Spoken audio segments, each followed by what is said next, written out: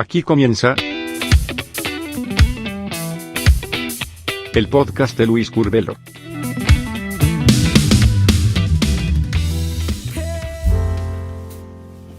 Jonás, capítulo 4, versículo 9 y 10. Entonces dijo Dios a Jonás: ¿tanto te enojas por la calabacera? Y él respondió: mucho me enojo, hasta la muerte. Y dijo el Señor: tuviste tu lástima de la calabacera, en la cual no trabajaste, ni tú la hiciste crecer, que en espacio de una noche nació, y en espacio de otra noche pereció. Y no tendré yo piedad de Nínive, aquella gran ciudad donde hay más de 120,000 personas que no saben discernir entre su mano derecha y su izquierda, y muchos animales. Y así, de esta manera, es como termina el libro de Jonás. Vamos a hablar muy brevemente acerca de este incidente en la vida de Jonás para explayar el tema de esta mañana: el líder, dueño o administrador. El líder, dueño o administrador. El lunes pasado estuvimos mencionando acerca del líder en su accionar de plantar, regar y crecer. Bueno, hoy vamos a estar hablando de esto: el dueño, el líder, dueño o administrador. Y el próximo lunes, Dios mediante, el líder, inspector de tránsito o estratega. Pero hoy vamos a ocuparnos del líder, dueño o administrador. Dios llamó a Jonás con la misión de que fuera a Nínive. Es interesante porque en este llamado a Jonás como profeta, bueno, hacemos mucho énfasis nosotros en el llamado, pero cuando miramos la vida de Jonás, un hombre que fue llamado porque Dios vio el potencial en Jonás, sin embargo, Jonás fue una persona rebelde al llamado, que quiso hacer lo que quería y actuar según su propio criterio. Entonces, cuando Dios lo manda a predicar a Nínive, ya conocemos la historia: se fue, huyó de la presencia de Dios, se tomó un barco, allí lo tiraron al mar, se lo tragó un pez, clamó a Dios en su desesperación y luego no tuvo más remedio que ir en contra de su voluntad para obedecer y cumplir la comisión que Dios le había dado. Pero después que predicó, bueno, sucedió que esa gente se arrepintió, desde el rey hasta el mayor hasta el menor, hicieron un arrepentimiento, lo evidenciaron, y dice también que Dios se arrepintió de todo el mal que planeaba hacerlo. Y la actitud de Jonás, la reacción de Jonás, fue que se enojó con Dios. Y brevemente vamos a mirar tres cosas. Primero, Jonás se enojó con Dios por la forma de proceder de Dios. Jonás se enojó con Dios por su forma de proceder, como Dios procede. Dios procedió con misericordia. Todos nosotros citamos a menudo ese texto de Isaías: porque mis caminos no son vuestros caminos, ni mis pensamientos no son vuestros pensamientos. Como son más altos los cielos que la tierra, así son más altos mis pensamientos y vuestros. Bueno, citamos eso, pero no tenemos en cuenta a veces, como no tuvo en cuenta Jonás, que la forma de pensar de Dios no es como la nuestra. Dios no se limita a nuestra forma de pensar, que a veces Dios se limita de acuerdo a nuestras limitaciones. Bueno, es un hecho, pero la forma de pensar de Dios no se limita a nuestra forma. Los pensamientos de Dios son más elevados porque Él ve cosas que nosotros no vemos. Y la forma de proceder, los caminos de Dios, son distintos a los de nosotros. Jonás demostró que ante la forma de proceder de Dios de perdonar, él no estuvo dispuesto a aceptar eso. Porque dice el verso 5, salió Jonás de la ciudad y acampó hacia el oriente de la ciudad. Y se hizo allí una enramada y se sentó debajo de ella a la sombra hasta ver qué era lo que iba a suceder en la ciudad. Y como no pasó nada, entonces Jonás se enojó con Dios. Segundo, se enojó Jonás con Dios porque él se sintió desautorizado. Porque él pronunció que iba a suceder una cosa que luego no sucedió. Repito, Jonás predicó, promulgó, anunció, habló, gritó a voz de cuello que iba a suceder una cosa de parte de Dios que luego no sucedió. Se enojó por sentirse desautorizado. Bueno, déjenme decirles que es feo sentirse y ser desautorizado. He sido testigo de esposas que públicamente desautorizaron a sus esposos y viceversa. He sido testigo de padres que desautorizaron públicamente a sus propios hijos, los cuales se resintieron y algunos hasta se retiraron de la iglesia porque no contaron con el respaldo y fueron desautorizados delante de otras personas. Eso es algo muy fuerte. Bueno, Jonás se sintió así. En una ocasión, hace unos años, me invitaron a predicar en un encuentro de líderes. Yo he mencionado esto alguna vez, pero lo vuelvo a repetir porque es trascendente. Y bueno, busqué en oración delante de Dios el tema, la palabra, qué era lo que iba a compartir, porque no era una reunión cualquiera, era un encuentro de líderes, y yo tenía que hablarle a los líderes. Entonces, no era una palabrita común y corriente de esa que nosotros usamos en la iglesia local para consolar y animar a los miembros de la iglesia, ¿no? Ahora, uno le iba a hablar a los líderes. Entonces, di un tema. Cité un tema de Timoteo: ten cuidado de ti mismo, de la doctrina, porque haciendo esto te salvarás a ti mismo. Bueno, después que terminé, el líder anfitrión dijo estas palabras, hizo este comentario: no es así, no comparto. Pero en esa misma reunión había un candidato a misionero que luego que se fue al campo misionero, bueno, él me contó que tomó nota de los puntos del sermón que había dado en esa ocasión, en ese encuentro de líderes, y cuando estuvo en el campo misionero tuvo oportunidad de dar ese sermón siguiendo los mismos puntos del bosquejo. Y el año pasado, cuando estuvimos en Nuevo Berlín, bueno, ese misionero volvió a expresar ese hecho públicamente, y él contó que cuando estuvo en el campo misionero predicó el sermón ese que yo había predicado, el mismo bosquejo, y luego que terminó la reunión, que también fue un encuentro de líderes, los líderes o muchos líderes le pidieron que fuera a su iglesia a compartir el mismo mensaje. Entonces, ese bosquejo, que para uno dice no comparto, no es así, sin embargo, otro lo tomó, lo compartió, bueno, con sus propias palabras, por supuesto, con sus ilustraciones, y me dio contados testimonios de que fue una bendición. Pero déjenme decirles que durante muchos años, ante esa desautorización del líder anfitrión, yo me quedé mal. Hasta el año 2013, cuando revisé esa situación y me di cuenta que yo había hecho las cosas bien. El que estaba mal era el líder anfitrión. Él se equivocó.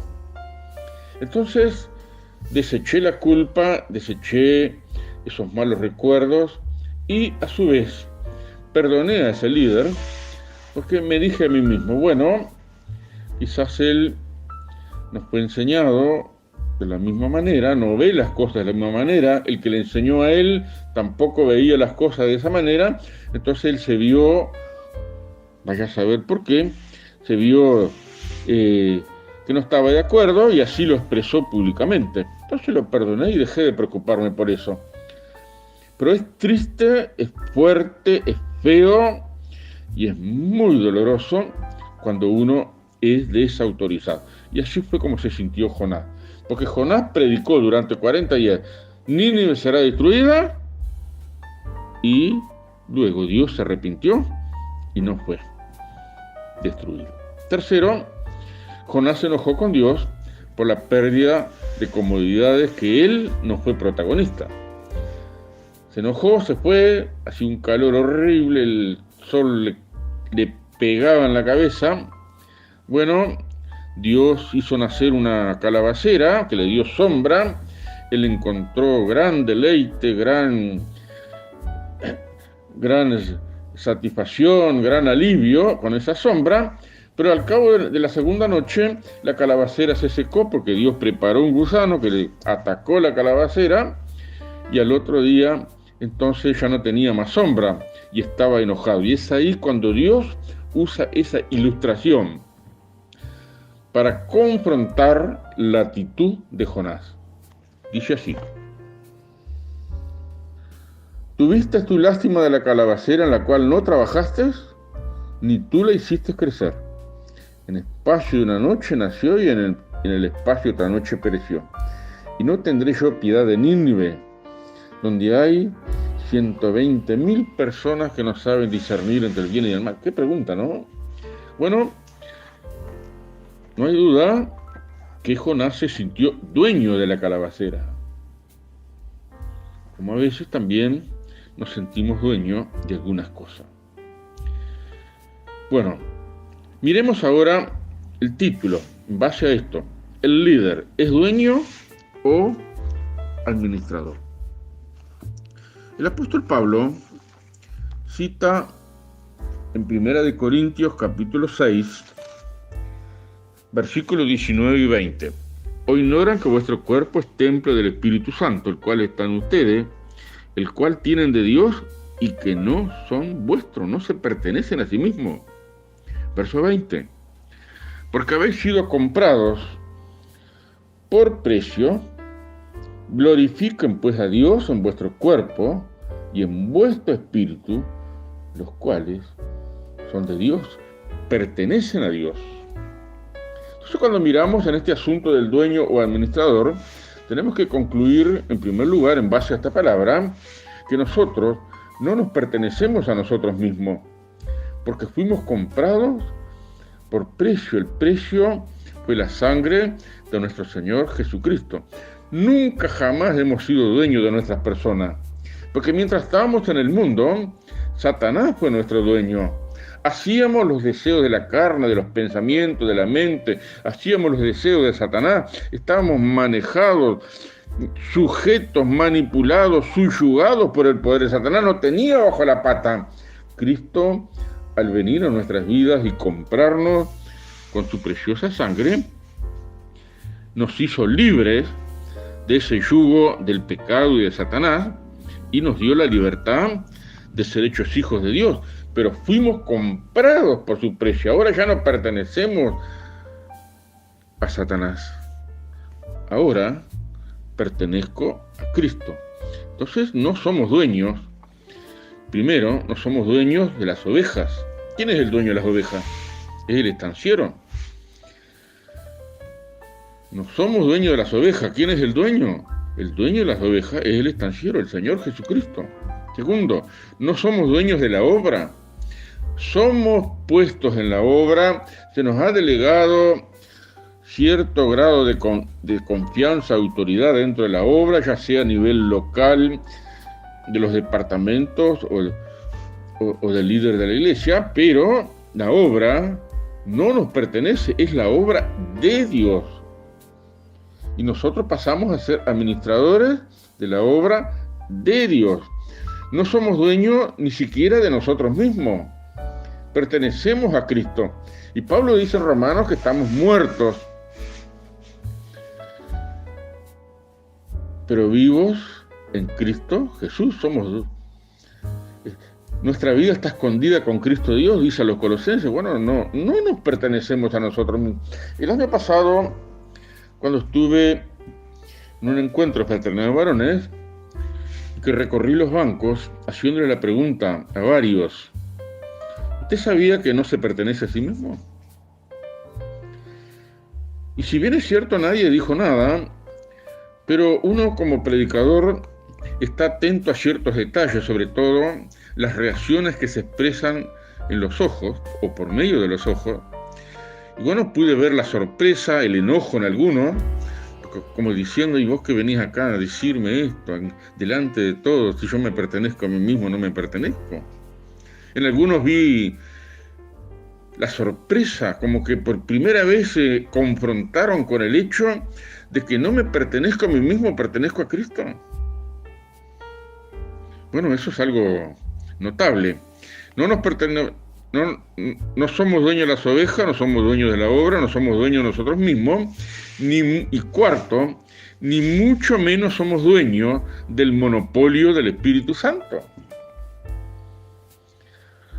El énfasis que a veces se pone en mi visión, pues yo tengo mi visión, vení que yo te voy a decir cuál es mi visión. Entre los rasgos negativos que uno expresa está ese de creerse dueño del monopolio del Espíritu Santo. Y ninguno de nosotros tiene el monopolio del Espíritu Santo. Termino esta parte con una anécdota que se cuenta acerca de Edwin Moody, el evangelista del año 1800 ya en Estados Unidos, que hizo un impacto tremendo. Bueno, se había programado una gira evangelística en una ciudad y él iba a pernoctar en una casa de una familia pudiente, una familia rica, tenía muchos medios. Entonces, cuando el esposo le comunica a su esposa, la dueña de la casa, que Moody iba a quedarse una semana en su casa, una casa de aquellas del estilo de la película de Lo que el viento se llevó, con las 5 columnas adelante, bueno, típico de la gente pudiente. Entonces la dueña de casa, bueno, juntó a todos los empleados, toda la servidumbre, expresó que iba a venir Edwin Moody y dijo: yo quiero que la casa esté reluciente, que no haya una pizca de polvo por ninguna parte. Y estuvieron varios días limpiando, y la mujer supervisando aquí y allá, pasando el dedo: limpie esto, haga esto, pula eso, sáquele brillo a esto. Y en un momento uno de la servidumbre dijo: pero tanta bulla porque viene Moody, ni que tuviera el monopolio del Espíritu Santo. Entonces otro integrante de la servidumbre, un señor de color, le dijo así: no, usted está equivocado. El señor Moody no tiene el monopolio del Espíritu Santo. Es el Espíritu Santo el que tiene el monopolio del señor Moody. Qué tremendo, ¿verdad? ¿Cómo quisiéramos eso para nosotros? Pero tenemos que tener presente que no tenemos el monopolio del Espíritu Santo, sino que es el Espíritu Santo el que tiene que tener el monopolio de nuestras personas. ¿Por qué? Porque no somos dueños de nuestras personas, y al ser instrumentos de Dios, tenemos forzosamente que seguir las directivas del Espíritu de Dios.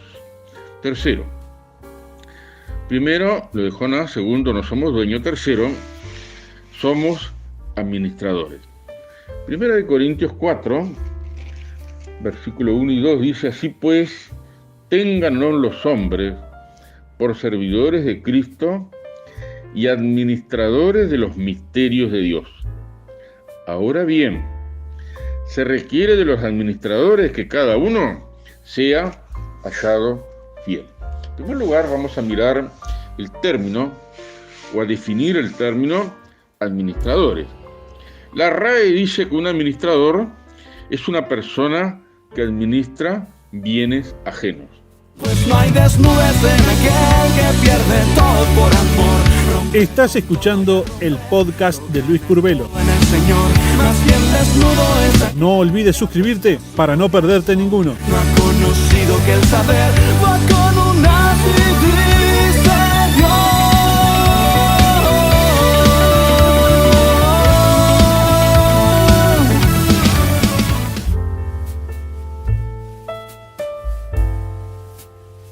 La RAE dice que un administrador es una persona que administra bienes ajenos.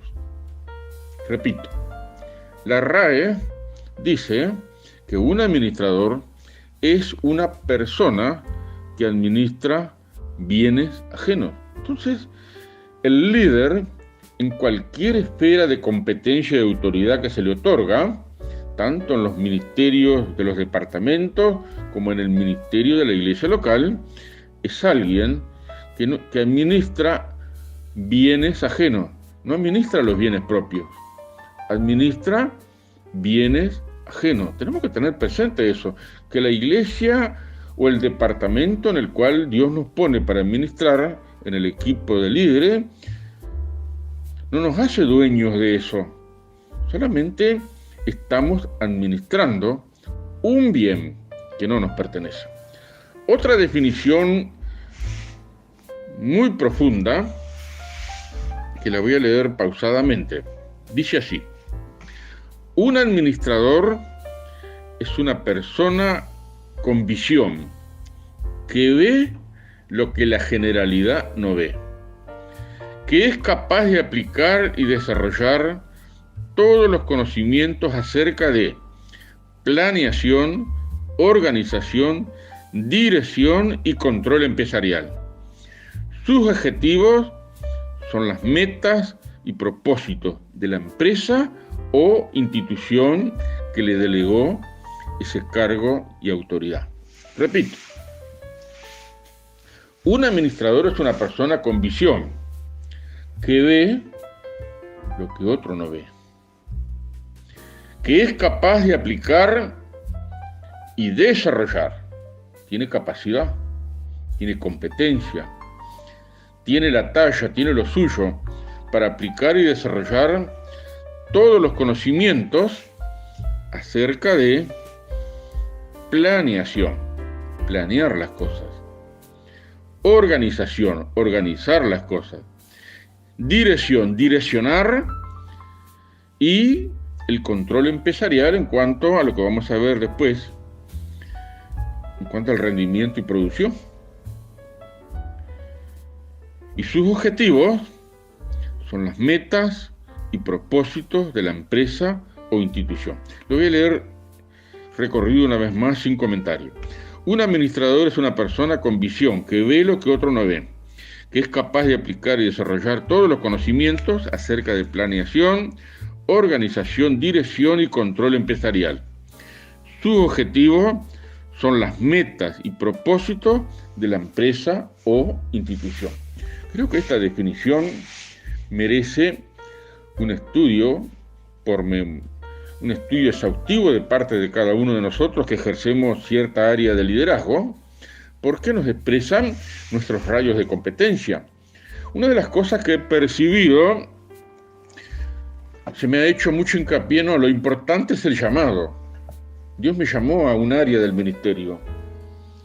Entonces, significa, Dios me llamó a un área del ministerio, bueno, ahí estoy, parado ahí en el lugar al que fui llamado. Pero el llamado al ministerio es un llamado a liderar. Y liderar significa que tengo más trabajo que el común de las personas. Significa que tengo que pensar más que el común de las personas. Significa que tengo que prever cosas, anticiparme con mi pensamiento, con la experiencia que Dios me ha dado hasta el presente, anticiparme a ciertos hechos que podían suceder. Eso es parte de la planeación, es parte de la organización, es parte de la dirección. Y como líder, también uno tiene que tener como objetivo las metas y los propósitos de Dios. ¿Qué es lo que se propone Dios? ¿Tenerme a mí nomás ahí al frente de eso? Bueno, va mucho más allá. Entonces, esta definición de administrador merece un estudio especial y particular de cada uno de nosotros. Entonces, en la cuestión de administradores, primero, somos administradores de un bien ajeno. Segundo, se requiere, dice Pablo, 1 Corintios 4:2, se requiere de los administradores que cada uno sea hallado fiel. ¿Fiel a quién? Esta es la pregunta. ¿Fiel a quién? Pero también dice, se requiere ser hallado. Significa que una persona que administra o que se le va a dar la responsabilidad de administrar un departamento o una iglesia local o cualquier área de competencia dentro de la iglesia local, tiene primero que ser puesto a prueba. Tiene primero que ser puesto a prueba. Cuando Pablo habla de la elección de los diáconos, allá en 1 Timoteo, capítulo 3, si mal no recuerdo, dice, estos sean puestos a prueba primero. Y que primero hay que ponerlo a prueba. ¿Y qué significa poner a prueba? Significa probar a la persona. Segunda de Timoteo, capítulo 2, versículo 2, ese texto que todos sabemos de memoria, Pablo le dice a Timoteo, lo que has oído de mí, ante muchos testigos, esto encarga a hombres fieles que sean idóneos para enseñar también a otros. Fíjense, lo que has oído de mí, esto encargale. Por más gente, encargale. Pero presenta algunas condiciones. Tienen que ser personas fieles. Segundo, tienen que ser aptos. Y para comprobar si son fieles y son aptos, tenemos que hacer algo. Tenemos que estar supervisándolos, tenemos que estar arriba de ellos. No podemos decir, bueno, que Dios haga la obra, que a este Dios lo llamó, bueno, el Espíritu Santo se va a encargar. No, es la parte de supervisar. En este trabajo de administración significa poner a prueba. Una de las cosas más tristes que he escuchado, y no de cualquier líder, sino de líder de alto renombre, de alto rango, líderes que no me podrían creer si les digo el nombre, pero no corresponde decir el nombre, pero sí mencionar el hecho, porque de ahí podemos sacar una lección. De varios de estos líderes de alto rango, bueno, me mencionaron que tenían una persona conflictiva dentro del equipo de obreros y se lo querían sacar de encima, mandándolos a alguna obra. Obreros conflictivos que se los querían sacar de encima, mandándolos a una obra, pasarle el problema a otro. ¿Sabe que eso refleja pobreza en algunos sentidos? Pobreza de administrador. Porque si al poner a prueba nos damos cuenta que el candidato no reúne las condiciones o no da la talla, bueno, hay que ser honesto con él. En vez de sacármelo de encima mandándole una obra, hay que tener, bueno, por supuesto que eso es presiones, pasar momentos fuertes de depresión, donde se exacerban los ánimos, en confrontar a las personas, bueno, no sos apto por esto y por esto, porque tenés que mejorar estas cosas. Hay cosas en tu carácter que no ayudan, hay alguna forma de pensar tuya que no ayuda, que no corresponde. Se requiere de los administradores que sean hallados fieles, hay que ser puestos a prueba. Y la solución no es sacárselo de encima, uno tiene que confrontarlo. Nuestro Señor Jesús confrontó a los 12 en muchas situaciones que tenemos relatadas en los 4 evangelios. Entonces, los administradores, bueno, primero no somos dueños, segundo, tenemos que ser hallados fieles. Tercero, los administradores tienen que rendir cuentas. Dice Pablo en 2 Corintios, capítulo 5, verso 10, uno de los temas que reitera en varios pasajes, dice el verso 10 de 2 Corintios, capítulo 5.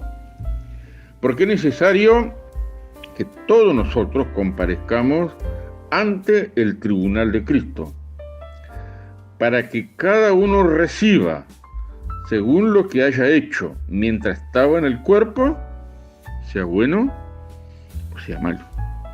Esto es tremendo. Los administradores tenemos que rendir cuentas y vamos a rendir cuentas. Una de las cosas que me llama muchísimo la atención, que en más de 30 años que pertenezco a la organización, no he escuchado una sola mención, ni a título personal, ni siquiera en un sermón, acerca del hecho de que vamos a comparecer ante el tribunal de Cristo. Y todos nosotros, dice Pablo, vamos a comparecer, vamos a rendir cuenta. Y en este pasaje, de lo que hicimos mientras estábamos en el cuerpo, sea bueno o sea malo. Esto es algo que nos tiene que llamar la atención. Porque si yo no soy dueño, soy un administrador, y estoy administrando un bien ajeno que no me pertenece, ¿a quién pertenece? Al Señor Jesucristo. Bueno, tengo que prepararme para rendir cuentas delante del Señor y de toda la gente a la cual fui o estuve ministrando. Vamos a rendir cuentas ante muchos testigos delante del Señor. Entonces, mi querido hermano y hermana, usted examínese delante de Dios. ¿Qué es lo que va a responder delante de Dios? Por su actuar, por la forma como hizo las cosas, cuando empleó su criterio en esto, lo otro y aquello, cuando hizo esto y aquello, usted tuvo esa disponibilidad de hacerlo. Bueno, tiene que tener presente que va a rendir cuenta. Y Pablo dice, sea bueno o sea malo. Si bien es cierto, no he escuchado una sola mención acerca del tribunal de Cristo, pero es habitual, es reiterativo escuchar esas frases de nuestro Señor: entra, buen siervo y fiel, en lo poco has sido fiel, sobre mucho te pondré. Es decir, que hay un anhelo de cada uno de los hijos de Dios de que el Señor nos diga esas palabras delante de la multitud de testigos. Así que, por un lado, no queremos rendir cuentas, pero por otro lado, esperamos recibir la aprobación de nuestro Señor Jesús. Entra, buen siervo y fiel, sobre poco has sido fiel, sobre mucho te pondré. Y cuarto, primero, somos administradores de un bien ajeno. Segundo, se requiere que sea hallado fiel, hay que ponerlo a prueba. Tercero, daremos cuenta. Y cuarto, último, el administrador vigila el rendimiento y producción. El administrador vigila el rendimiento y producción. En una estancia, el administrador general no solamente supervisa todos los detalles relativos a la estancia, sino que también supervisa si hay rendimiento y si hay producción. En términos espirituales, dentro de la iglesia local, bueno, los administradores no solamente deben cumplir su función al frente de la misma guiando, sino que tiene que haber rendimiento, tiene que haber producción, tiene que haber crecimiento. Ese es el trabajo de supervisor, de administrador. Y eso implica también que el pastor general o el líder general o el supervisor general tiene que supervisar a las personas a quienes le dio para administrar determinados departamentos o competencias dentro de la iglesia local. En este sentido, tengo que compartir algunas cosas que me han compartido hermanos en diferentes lugares del país cuando he estado en alguna iglesia. Y ha habido un lamento general. El supervisor me visita solo cuando me atraso en la cuota social. Cuando me atraso en la cuota social, el supervisor viene, me pega un rezongo, me llama la atención, me dice que no cumpliste la cuota social, etcétera, etcétera. Y la queja que me han expresado es esta: no preguntó cómo estábamos como matrimonio, no preguntó cómo nos iba en la obra, no preguntó si teníamos dificultades, no me preguntó qué pensaba hacer, cuáles eran mis metas, cuáles eran mis aspiraciones. Solamente vino a rezongarme porque no cumplí con la cuota social. Eso es una cosa grave que también refleja que no se entiende lo que es supervisar a los líderes, o se tiene miedo, o simplemente uno destaca algún enfoque desenfocado. No tenemos en el Nuevo Testamento ninguna mención, ni siquiera una, ni indirectamente, de que haya habido un supervisor, o que Pablo como supervisor general esté recriminando a algún miembro del equipo porque no cumplió con la cuota social, sino que en realidad tuvo palabras de ánimo cuando estuvo desanimado y estuvo supervisando la obra en general. El supervisor tiene que cumplir esa tarea, tiene que saber los detalles de cada uno de aquellos integrantes del equipo a quienes les confió un grado de responsabilidad para que administren. Yo tengo que confesar que buena parte de mi vida como ministro de Dios he tenido muchísimas dificultades para administrar. He sido competente en algunas áreas, pero en lo que tiene que ver con el tema de administrar, bueno, recién después de 40 años de cristiano, en el 2013, vine a tomar nota de que fui mal administrador en muchas cosas. Bueno, perdí 40 años que se me escurrieron entre los dedos haciendo mal las cosas, pero a partir de ese entonces para acá, en esa sabiduría y esa gracia que Dios tuvo en su misericordia, mostrarme, intento ser buen administrador de aquellas cosas que Dios ha puesto en mis manos. Porque de ello voy a tener que dar cuenta delante de Dios. No somos dueños de nada. Somos dueños. Pero Dios ha puesto en nuestras manos algo para administrar. Y tenemos que hacerlo bien. Tenemos que hacerlo bien porque es para el Señor, no es para nosotros. No estamos administrando nuestro propio bien para nuestro beneficio. Estamos administrando los bienes del Señor. Jonás se enojó porque perdió la comodidad de la calabacera. A veces nosotros nos concentramos mucho en el confort, en la comodidad y en aquellas cosas que nos son gratas, que nos son beneficiosas. Pero no estamos aquí para buscar nuestro propio beneficio, sino que estamos aquí para ser administradores, como dice Pablo, de los misterios de Dios. Y como administrador se requiere que seamos hallados fieles. Repito los puntos del administrador. Primero, somos administradores, no dueños. Segundo, se requiere que el administrador sea hallado fiel. Esto implica ser puesto a prueba. Tercero, daremos cuenta de lo que hayamos hecho, sea bueno o sea malo. Y cuarto, el supervisor, el líder supervisor, vigila el rendimiento y producción. Tenemos forzosamente que vigilar los resultados, el rendimiento. Si es apto para enseñar, significa que primero se comprobó que realmente enseña y enseña bien. Si no es apto para enseñar, si solamente repite textualmente, si cita, bueno, mejor que no enseña.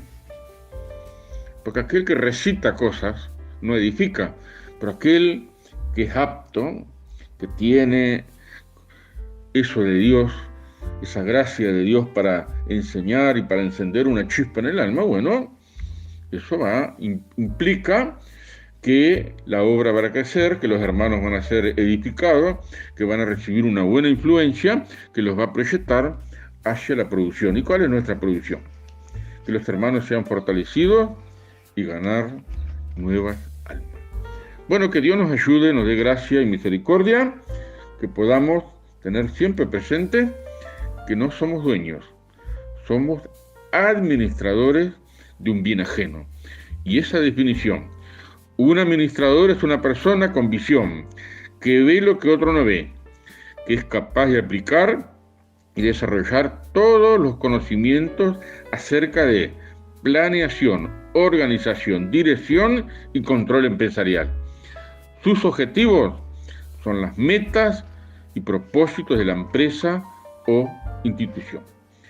Que Dios bendiga a cada uno y muchas gracias por su atención. El próximo lunes, Dios mediante, vamos a estar entonces tratando el tema, el líder, inspector de tránsito o estratega. Muchas gracias. Gracias por sintonizar el podcast de Luis Curbelo.